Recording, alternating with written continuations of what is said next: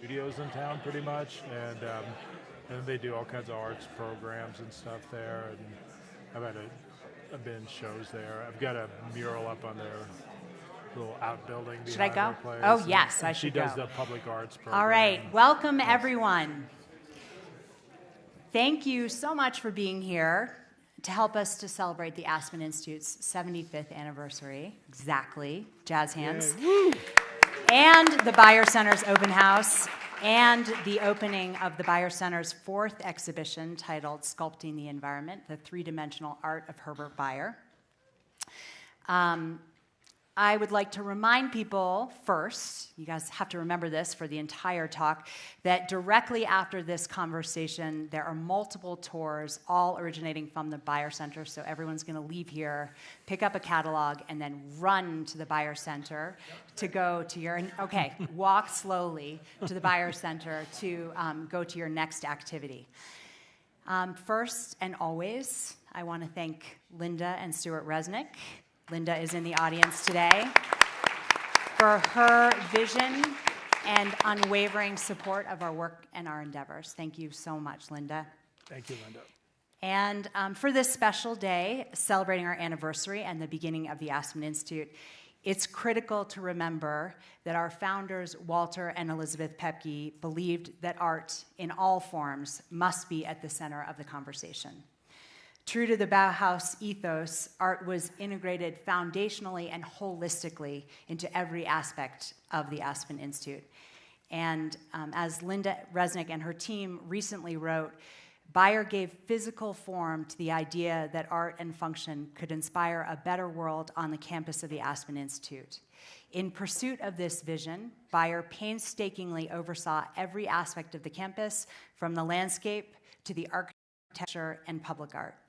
This exhibition that we're exploring today celebrates this reality, and it is so exciting to be here with all of you and with Koko and with Adam, who I'm about to introduce, to dive into yet another enthralling aspect of Herbert Beyer's life and work. So first, I'm going to introduce my dear friend, Koko Beyer. Koko is a Denver-based artist who has been creating art in public spaces since 1983. She is a leading academic expert in the work and life of her grandfather, Herbert Beyer, and is developing the educational film series Head and Hand and Heart, exploring the genius of Herbert Beyer. Significantly, she co-curated our current exhibition with Dr. Adam Thomas, who became curator at the Resnick Center for Herbert Beyer Studies in May of 2024. Prior to joining the Aspen Institute, Adam was curator of American art at the Palmer Museum of Art and affiliate assistant professor of art history at Penn State for almost 10 years. Whew. Okay, getting started. Koko, I'm going to start with you, and I'm going to advance the slide. Will you tell us, please, about your relationship with Herbert Beyer, who was your grandfather, and how this became part of your life work? I barely knew Herbert, and I grew up around the work and coming to Aspen and seeing these things, and it was just the art in our family's house and the painting that was over the dining room table, and you don't necessarily really think about the art in your parents' house with that much deep thought. That really changed for me when I was home visiting my parents, and they just couldn't stop talking about the sculpture that they were having built in town and that they were helping to supervise the building of. And so the next day I went down with Javen Beyer to... This is in Denver. This is in Denver. Yes. In 1985. And was just blown away by what I saw. I remember we were standing there and he's like, oh, here they come. And I turned and we saw the highway is right adjacent to the site. And we saw this semi-truck with this giant yellow rectangle, 40 feet long on the back of it. And I was like, what is that? And it was just, my idea of a public sculpture was a general on a horse or something like that, and all of a sudden I was just, these giant yellow blocks were driving in on the back of these semi-trucks, and then they were using this huge crane to assemble it, and it kind of blew my mind, and it was the first time actively appreciated Herbert's work, where I really was just in awe of the audacity of what it was. It was so simple. I mean, it's literally a sculpture that's made up out of one form stacked on a central pole, and with the geometry of it changing, and it's just so bold, so modern, and it just, from that point on, I became, sort of joined the family obsession, which is being obsessed with Herbert's work. And many of you in this audience have probably seen this work, because yes, you're all nodding your head, so you know, and it's affectionately known in Denver now as the French fry piece. But that's drives just me crazy. I always Yes. point out that French fries are not in fact I yellow. know, I don't understand that either. I don't That actually understand how doesn't I did seem to that. help at all. But And there's, and there's no ketchup. ketchup. Thank you. Exactly. It's like, why French fries? But I love that. Yeah, as I've talked to people about it throughout the city, and it's like everyone in Denver has their own stories about it, and they've grown up next to it. And even if they don't necessarily know Herbert, they're like, oh yeah, you know, the French fries. I've driven by that a million times, and it's really become part of our city. It just had its 40th anniversary this year as well, and it's a really amazing piece. And its sister piece is in Mexico City, that was built for the 1968 Mexico City Olympics, which is also really beautiful and well-loved, and has been very well taken care of. And something that you and I were speaking about earlier, Koko, that I'd love you to talk about is, just because someone is your grandfather doesn't mean that you necessarily admire their work. And I'd love to hear, and I'd love for you to share what it was, what the spark was that made you feel so connected, and we'll get to this, but how that influences your artwork now. You know, as I was saying before, like, your parents' art isn't necessarily your thing, and I really love pop art and different things that connected to me at that time. And but my dad, Jabin, had given me the Cohen book on Herbert Bayer, which I had with me at college, and I was studying graphic design, and I was just kind of stuck on trying to figure out something to do, and I was just leafing through that book, and there's this section in there where he has these little thumbnails that break down basically how to lay out a poster, and I was like, wow, here's the answer to my problem. And but it was the first time I really connected directly to how just amazing the work is, but also how generous he was to just be sharing this information. And that was from an article that he had put out years before, like detailing his methods, which is still to this day taught in graphic design curriculum. And it just kept on being things like that, of like looking at the work in a new light of it. Oh, that's not the piece that's just hanging over the dining room table, but it's like, what is actually going on there? And just the more you dig into the work, the more you see this just pursuit of excellence and this just amazing work that he created just over and over again in so many different areas. And then let's just speak a little bit about how that has influenced your work. And again, in this audience, many of you should be familiar with this piece that is on display in Aspen. Yeah, you know, This is Koko's work. I do a lot of murals and street art, and when I first started working on this documentary project several years ago, I started thinking about, well, which of Herbert's images really engage people and connect with people, and so I started putting him up in the streets of Denver in different places, and this one, In Search of Times Past, or the one that this is based on, which is a photo montage that Herbert actually created here in Aspen, the only one of his photo montages that he did. And he'd always been obsessed with eyes, then he moves to a place where there's these trees that are covered with eyes, you know, and so I think it's such a natural connection to him. So the two pieces, the other one was the Lonely Metropolitan, which is the one with the two hands and the eyes that people just really connected with and wanted to talk about. And so I kept on doing pieces involving that. And then when Sarah Roy from Aspen asked me to do a mural on this spot, it seemed like a natural choice to use In Search of Times Past, and then to combine it with colors also from his palette.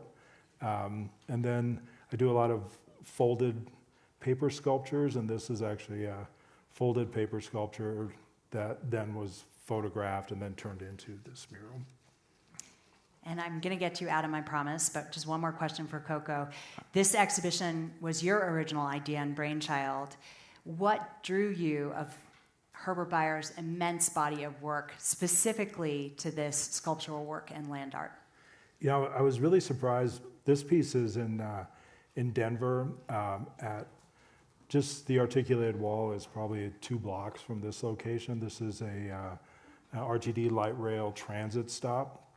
And they asked me to find a Herbert Bayer sculpture that they could build in that spot. And I'd seen, obviously, all the ones here on campus and the other ones that exist and the ones that are in the books. And I thought I pretty much knew, well, these are the Herbert Bayer sculptures. And I went to the archive and started digging through his files and just found this huge file of different photos of these scale models that he had built for various projects that were either proposed or didn't happen, or just ideas that he had, and just this huge wealth of sculptures. And most of them, especially the ones with scale models, we had really great reference for. And then he would do things like he would give, like this could be either white marble or concrete. You know, like he gave this whole like span of like what something could be, and specifically the size he envisioned it in. A lot of times, which you'll see in the show, there's these little scalar people that are in along with the models, and it really blew my mind that there was just this amazing range of, not surprisingly with Herbert, where we're always finding new things, but of sculptural work that really hadn't been built, but that he left us sort of the keys to be able to build more of them. And we built this 4 chromatic gates, which we have a smaller version of here at the entrance to the Bayer Center, which is just just felt like the perfect piece for that transit plaza. And subsequently, we built another one called Forest Sculpture that's about 2 blocks from this in this same area. And then the goal is to the Denver Design Center and the areas called Broadway Park. They want to build one of each of Herbert's different periods of outdoor sculpture on the site eventually. So that means we're all going to have to make a pilgrimage down to the Denver Art Center. Well, let me know. I'll give you a tour. Adam, this is your inaugural year as curator, and you came on to this exhibition as it was being formed by Koko. So we are just interested to hear, with your fresh eyes and new perspective, what was essential for you to have visitors understand about Bayer? Yeah, well, the timing for me coming onto this project was quite fortuitous. I had just finished 2 sculptural publication projects, and so I'd sort of been thinking about post-war and contemporary sculpture. And when I first met with Koko, we had this meeting. I think it was slated for about an hour last summer, and we ended up talking for at least almost 3 hours, I believe. And so, you know, one of the things that struck me from that meeting was Koko's kind of passion and obsession in the best way for this body of work. And I was also very struck by just the amount of work that there was. You know, part of the reason for that initial meet, of course, is because there was such a plethora, such a treasure of a kind of archive, much of which had not been seen before or hadn't been seen in many decades. And so this is a whole kind of range of objects that, you know, Koko was very kind of committed to and had inventoried and thought about and thought deeply about, I think, for quite a while. So, you know, that kind of enthusiasm was quite infectious for me to come aboard. And we're just showing you here one of these later projects by Bayer that he did, a landscape project from the early 1980s that's really kind of part of the lineage that you see in the exhibition. And it was significant to me partly because I grew up in Washington State, in the Seattle area, and this is a project that was produced in Kent, Washington, just south of Seattle, sort of a Seattle suburb. It's a 2.5 roughly acre former reclaimed kind of watershed that was long suffering from various inundations of flooding, essentially. And so the collaboration that Bayer undertook with engineers and a variety of different people to kind of build and maintain this dam, this sort of network of waterways, was really the kind of culmination of ideas that we see on the Aspen Institute campus, like at Anderson Park and so on. So, one of the things I kind of came to the exhibition trying to emphasize and think about was not only Bayer's place within Aspen, but just the geographical kind of reach of his endeavors of the finished projects. I believe we're really trying to excavate and kind of talk about the process for about 10 of his major finished projects that are in somewhat disparate locales, so in California, in Washington State, in Mexico City, as Koko mentioned, and really sort of emphasize that geographical range and spread of his disparate body of work. And just to add on to what Adam said, this quote, I love going back to the source and quoting Bayer himself, and this is in the exhibition. Bayer said in 1979, "The Bauhaus implanted in me such a sense of duty, you see, not to just go to paint for my own pleasure, but to devote myself to dealing with the design problems of our time." And Mill Creek Canyon is a great example of that as well, of solving an engineering problem, a flood mitigation issue. Adam, next to you as well. How do you see Bayer's sculptural approach evolving over his career, and how does that evolution inform this exhibition? Right, so if the image we were just showing and looking at and is detailed in the exhibition itself is sort of this later culmination of him actually doing these sort of incursions and modifications of the physical landscape and these kind of park-like spaces, in the early 40s and the later 40s, like these two drawings that we see, he's sort of, I wouldn't say confined to the two-dimensional, but very kind of focused on the two-dimensional possibilities. And it's this sort of nodal point in which he kind of breaks out into actually exploring physical space proper. So like these drawings, you really get a sense of this kind of forward-thinking nature in just the titles, where the idea of like landscape and sculpture are kind of coming together in this very non-conventional, very kind of radical way in the mid and late 40s. So these sort of giant declivities and holes and kind of chasms, but then also these sort of floating cube elements, right? Some of these drawings and some of the ones in the exhibition, there's one in particular, Aspen Valley redesigned for technical purposes. There's quite, even like to my eye today, quite sort of wild and kind of surrealist, but must have been like really sort of incredible to sort of witness and see his just imagination kind of running wild and what he could kind of like envision as a possibility to sort of transform Aspen Valley and other kind of mountain valley landscapes that he was, situated in and embedded in and hiking through and just really appreciating as a nature lover. Back to you, Koko. How did you select the pieces? Because as you both have mentioned, there are so many to choose from. So how did you select the pieces that are included in the exhibition, and were there any standout works for you that you felt were essential? Yeah, there's so many things in this show that have never been seen in decades, and some that have never been seen before. This little study for a chromatic environment is one of those things that I actually found while going through some other files of Herbert's, and it's 2 inches by 2 inches. It's in the show, and it's basically maybe one of the highlights of the whole show. Smallest, the smallest work in the show. Yes, it is the smallest work in the show by far. It was just so amazing to find this in these files of other material. It hadn't been separated out. They're still processing a lot of that stuff, and because I've worked so much in paper folding. It also showed me and told me that this was something that Herbert was using, and not just using, but using in a very sophisticated way. The way that this is assembled, you can see at the top, there's like a little bit of ancient tape up there, but there's this flap that folds over the top that holds it all together, which is a very sophisticated paper folding thing to do with it. And then another one of our interesting pieces that we found is this blueprint that you see on the other side here, which was a proposal.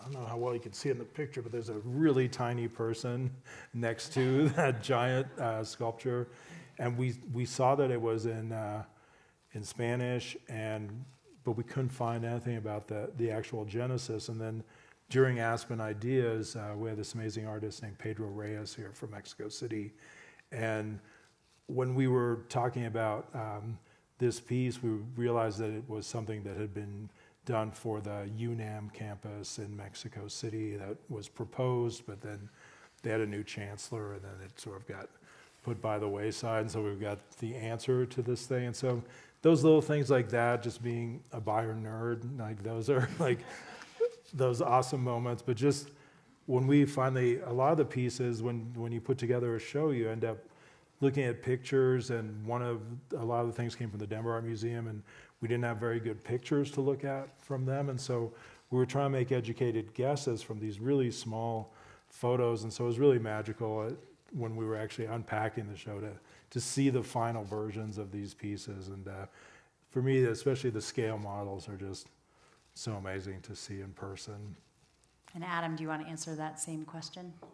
Yeah, sure. So the timing of the exhibition was very fortuitous with two really remarkable, incredible gifts to the Aspen Institute and that are on display in the exhibition. So we're just showing you those two here in these photos.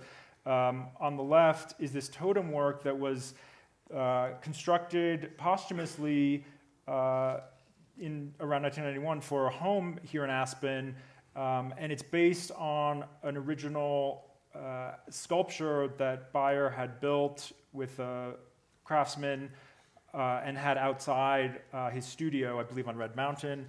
And there's a wonderful photo of him with sort of proudly displayed on the mountain.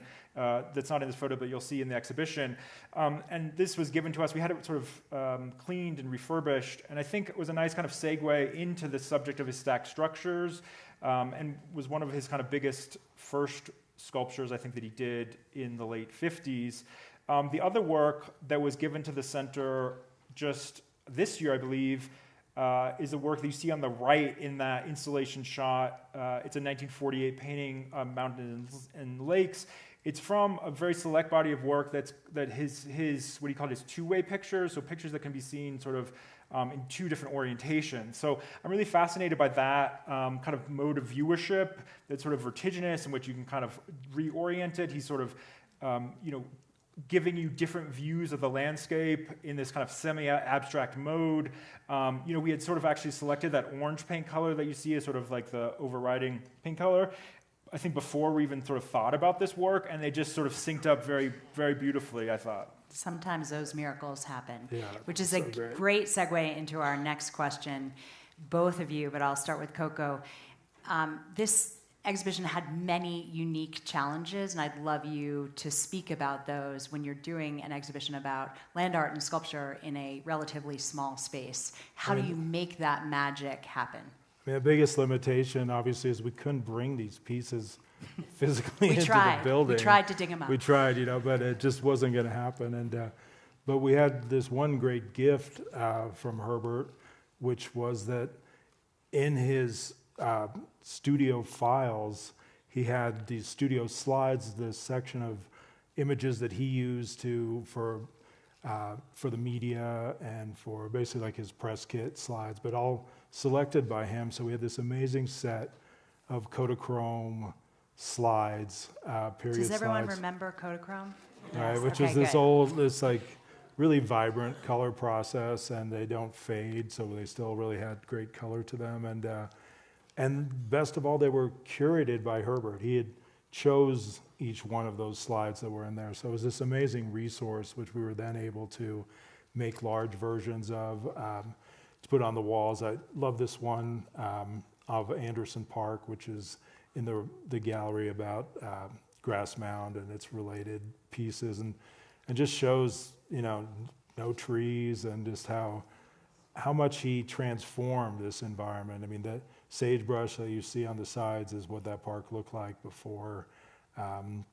So it's just great to have those sorts of resources to bring in. And then the other one, thanks to the things that are at the Denver Art Museum, to be able to get these original models of precursor ideas. There's a model of kind of a pre-idea for Anderson Park, which is fascinating to look at. And so it was a fun challenge to have. My idea always was that this show is really a celebration of the Aspen Institute. The Marble Garden and the Grass Mound are the two anchors for this show, and there's so many other areas of Herbert's sculpture, but we really wanted to focus on the things that came out of those ideas, which started right here. And so the idea was to learn as much as they could in there, and then leave the building and actually be able to go and see so many of these sites. I mean, we're so lucky to have the greatest collection of Herbert Bayer's work. Like we're Right sitting here. in part of it right now. Yeah. This is a Herbert Bayer designed building that we're sitting in, and so that part was. And I want to give particular recognition to our incredible exhibition designer named James Williams of the Common Era, who brought so much life to this exhibition. And this photograph and so many others, he determined to be super graphics, these overwhelming, energetic experiences where you feel like you're literally in the photograph. That was one of his techniques that he used to help us to bring the sculptures inside so you feel like you're part of it. Yeah, James was such a key part of this. I think a lot of times, the curators get asked to be on the stage, and there's other people who do huge amounts of work. But James's vision for helping us to be able to present this information, even just little things like whenever we use those images from the slides, he made the corners of the photos rounded to match the slides that they came from, to put them into that context of being these period pieces instead. And just all these little things, as an artist, a lot of times you think, well, you can do it all. I could design, but then you realize when you work with a great designer that's what a great designer does, is they sweat all these little details to really make a whole, which is very in line with what Herbert was all about as well. I would just add about the studio slides, this tremendous archive of at least hundreds of slides that, sometimes he was taking photographs, like 40 or 50 photographs of a single preparatory work from these various angles, and that it wasn't just Bayer maybe selecting them, but that in many cases he probably took those photos. And I think that other photo that we were just showing of Anderson Park is quite fascinating because of this sort of slightly elevated vantage point that you can't quite fathom how maybe the photo was taken. We still don't know how that one was taken. Yeah, I am so curious. Anyone? This is an amazing photograph. Yeah, and just because it's That's not a tall high enough to ladder. be an airplane shot, but maybe they buzz through there or something like that. But I also think it's so important to say, with just taking off what these two are saying, that all of the maquettes that Herbert Bayer made, these playful, wonderful, just energizing little, ideas, he wanted to have realized on a monumental scale. And so Michael was joking about this earlier, but we would love to have some of these actually realized and see them on a monumental scale like he intended. I mean, it's my goal to build them all. All So we'll see how I do. small goal. Thank you. Go ahead, Adam. One of the challenges of the exhibition was communicating about scale. Obviously, some of the works, the Denver articulated walls, over 80 feet, the Mexico City walls, 50-some feet.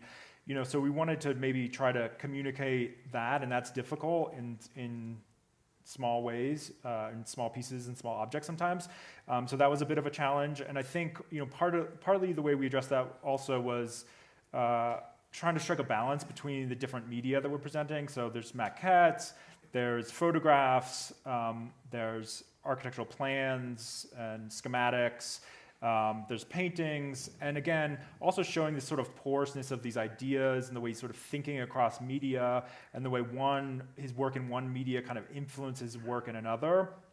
As the kind of process develops, not necessarily in a kind of direct one-to-one correspondent way, but this painting that you see there kind of in the central register, that's from the mid-1950s, is just, super brilliant. And you kind of can see the way these stacks that he's doing in these kind of linear accumulations in the paintings that he sort of takes up, or that prefigure, I think, to some degree, some of the sort of stack structures that he actually actualizes in 3 dimensions later. So that red column there on the right as well.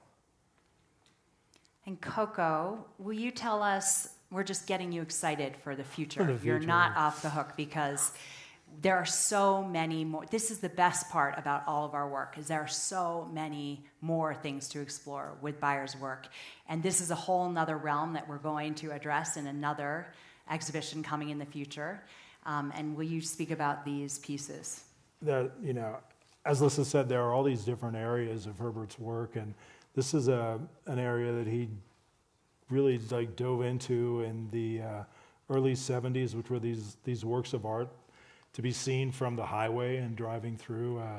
They originally came out of a project to sort of try and hide an ugly oil refinery in Philadelphia by using sculpture, and it just sort of ignited an area of interest for him. And there's several more of them here, and then there's all these other areas of sculptural work that he was thinking about and did models for. And so there'll definitely be future shows about the sculptural work, and it's a lot of really amazing stuff in there that I'd love to see. And actually, Articulated Wall was originally a highway art piece. That was the French fries that now I've ruined everyone by saying that over Right, and I over mean, that's a again. good point. That was But really yes. the beginning of that was, before he'd been thinking of sculptures in a different way, of more interacting with the environmental pieces. And Articulated Wall was the first one that was specifically a sculpture to be seen while driving by on a highway. And which any of you have been down in Denver know that it works amazingly well, is that. Yeah. It's like, Yeah, he wanted that to be, particularly eye-catching for a very specific kind of viewer. And I think what's so fascinating is that he's so attuned to different modes of viewership, to the very specific context in which a work would be seen. So building a work in which people are moving at a very high velocity and trying to calibrate how that sculpture might appear in different conditions and under different sort of perspectives from a vehicle potentially is really just sort of marvelous and sort of forward thinking for his era. We have really one is. more thing to bring up, and I really want to get time for Yeah. this. Then we'll go to questions for you guys, and then you're going to run over, remember, to the Byers Center. But I'd really love to just talk about this, because this is an extraordinary piece and story, and Koko, I'd love you to weigh in. So this piece is called Walk in Space Painting, and it was the culmination of a work that he originally planned in 1962, which we have the original model for in the show, for a courtyard at the Roswell Museum, which for whatever reason didn't happen. And then he proposed it again for a site in LA, which ended up being where Double Ascension is, and finally was able to build this in Montecito, which is part of the Santa Barbara metropolitan area, right next to where he lived. Just this beautiful piece that was a culmination of all these ideas that he'd been working at for a long time. And also, once he had a fully formed idea, he didn't just, when that project didn't happen, he didn't just put it aside and forget about it. It was almost he went through that process to get it to the point where it was a fully formed idea, and so he knew it was a good idea. And he knew that that was something that he wanted to do. And this piece, which is made out of these beautiful glazed bricks that were all custom glazed for the process, and it was really the culmination of so many ideas, and just the ideas of the sound of water and the light interacting with it during the day, and was one of his very favorite pieces.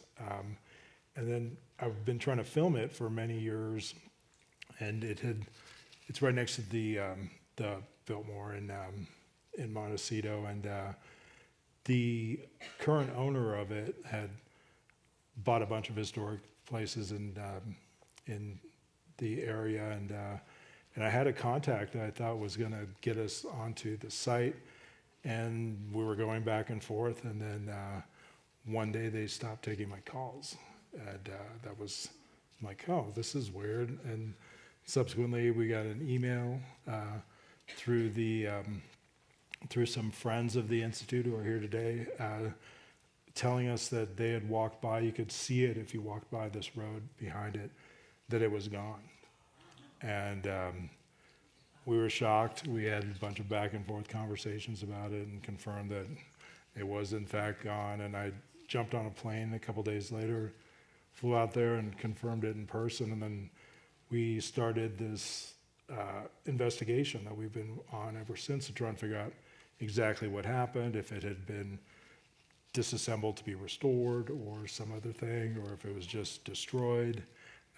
And we still haven't been able to get to the bottom of it, which has been just such a sad story. I mean, it's a story, but it's not one with a happy ending, you know. And I think the happy ending will be when we get a new version. The great thing about Herbert's work and why we were able to build new versions of his work is because he left such great detailed information, and so we can rebuild it, and that's something that we want to get done in the future, but we still don't actually know the story of why they decided that this was something that they should remove from the backyard of this estate and replace with grass.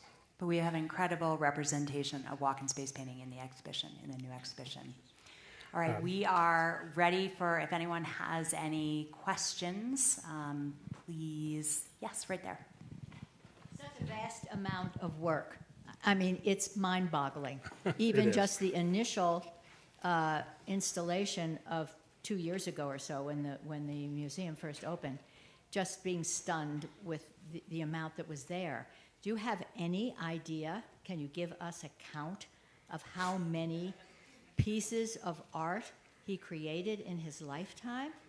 Well, I I would don't, include but it's a that. huge number. It's a huge number. Are we talking the Denver thousands? Art Museum alone has, depending on how it's calculated, between 4,000 to 8,000 pieces. And where The is Denver it all Art being Museum stored? alone has between 4. He was unstoppable. He couldn't stop creating in all mediums. It's Unbelievable. astonishing. Literally, it's a lifetime of exciting exhibitions to come for all of us. And if it's not on display, where is it being stored?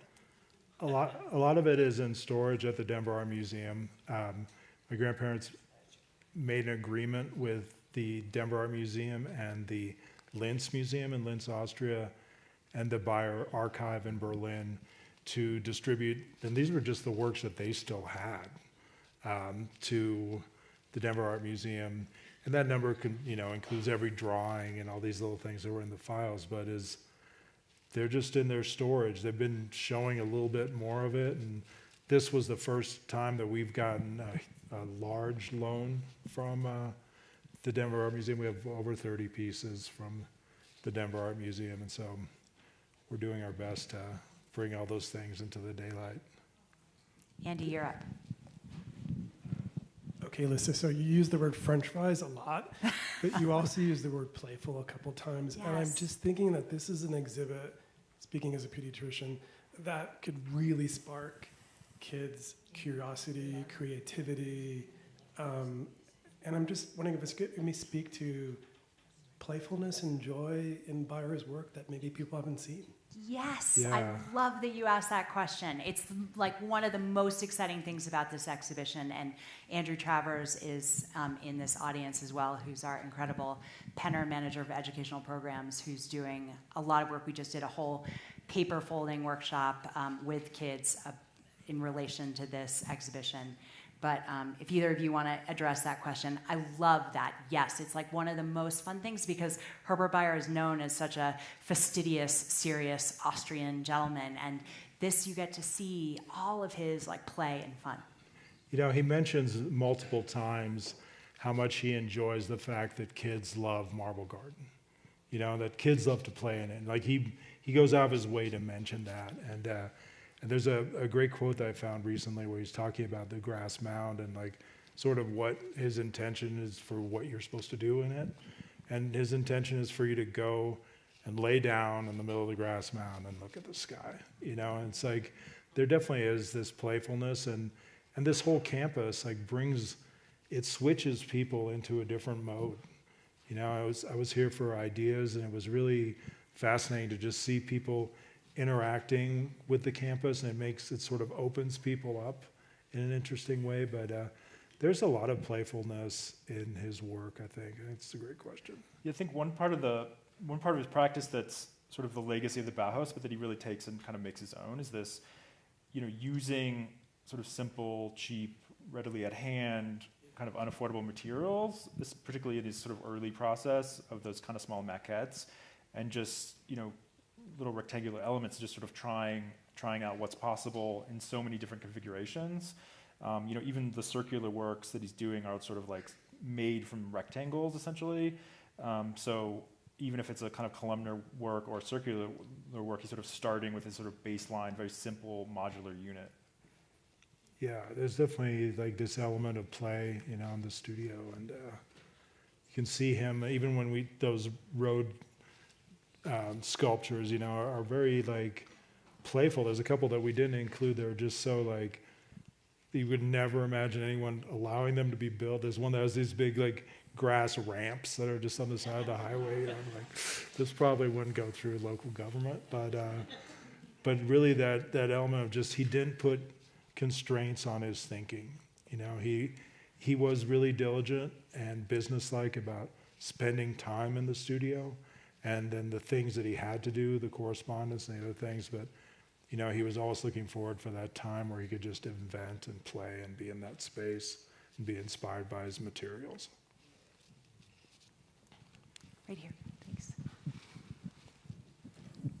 Thanks, sorry. So maybe it's just me and I'm crazy, but the more work that I see of your grandfather's, the more I learn about his design ethic, the more it reminds me of a lot of the pieces that I see at Burning Man every year. And I'd be interested to hear about, what you think of his influence, to the extent where I almost feel like the influence has been so great that just kind of baked into the lexicon of modern art in a way that's it's not even intentionally referential. It's just part of that zeitgeist now. I think you put it really well, and a lot of times ideas that are revolutionary that become accepted, then we sort of forget. Like Marble Garden just looks like this beautiful, serene marble place, but the idea of taking these rough, discarded pieces of marble, with these tool marks on them and things, was incredibly radical thing to do in the mid-50s.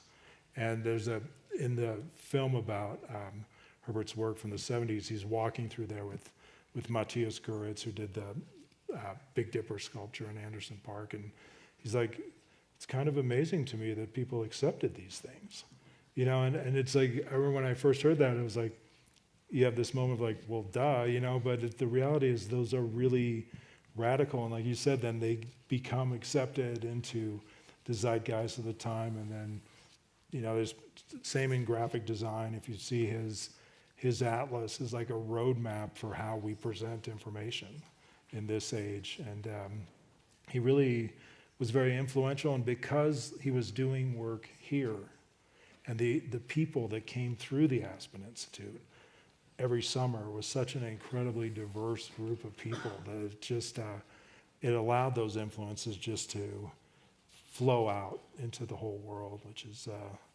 it's an amazing collaboration, and really powerful.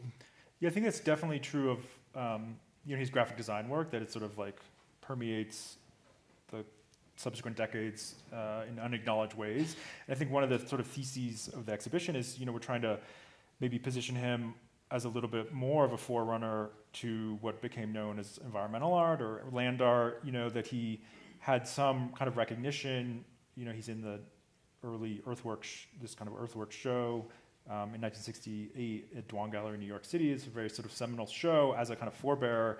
But I think for me, trying to articulate more and show more this sort of West Coast or kind of like Western United States trajectory of kind of land art that didn't quite have the same hold like on the New York art scene, but that all these New York artists are nonetheless making kind of art in the West, but that Bayer was sort of already here is part of what we're sort of trying to push forward, I think, a little bit. Right, and like all those land artists that we think of had been to Aspen, and that's why Grass Mound was included in that first show of land art. So it was all in their brains, and what influence it had, we don't know exactly, but it definitely was one of the seeds of a lot of that work. One more question, right here. I noticed some similarities with the artwork of Bayer and the French artist Léger, and then especially the brighter artwork, and then was intrigued in the exhibit to read that they had been, I don't know if you say friends, but They were whatever, if friends. they influenced. Could Yeah, you speak to that? Or? They were friends, and he chose Leger's work to do one of the Container Corporation great ideas for Western Man ads, and you can definitely see some commonality there, especially with the use of color. And I love Leger; it's such great work. And Yeah, Leger, I think, was in New York in the mid-1940s, and they were friendly when Bayer was also in New York in those years. And one of the things that's fascinating for me about Bayer generally is like his ongoing correspondence and awareness of all these different artists that are happening, even in the context of his sort of, the Bauhaus diaspora and kind of exile. And he sort of maintains kind of interactions and awareness and kind of, I don't know, just a sense of like what's going on. He's sort of endlessly just kind of curious and is corresponding with artists and so on. yeah, he really had a really extensive Network. group. And then Joella Bayer had been part of sort of the Paris art scene of the 20s and 30s, so she knew all those people. And so then when they kind of connected in New York, and it was a relatively small world. I think they were all influencing each other. And I know he bought a couple Legers for the Arco collection as well. Great. Well, thank you, Koko and Adam, for creating this incredible exhibition, and for all of you. Please pick up this beautiful catalog that was created for free, thanks to the generosity of Linda and Stuart Resnick and the wonderful company. They're outside and at the Bayer Center. There are tons of activities happening, leaving from the Bayer Center, 3 different tours, and a special tour with both of these 2 individuals over at the Bayer Center. And then also a flash seminar happening here with the amazing Todd Brayfogle at 2 p.m. as well. That's true. Is that right, Todd? Okay. So choose your adventure, and please come visit us at the Bayer Center. Thank you so much.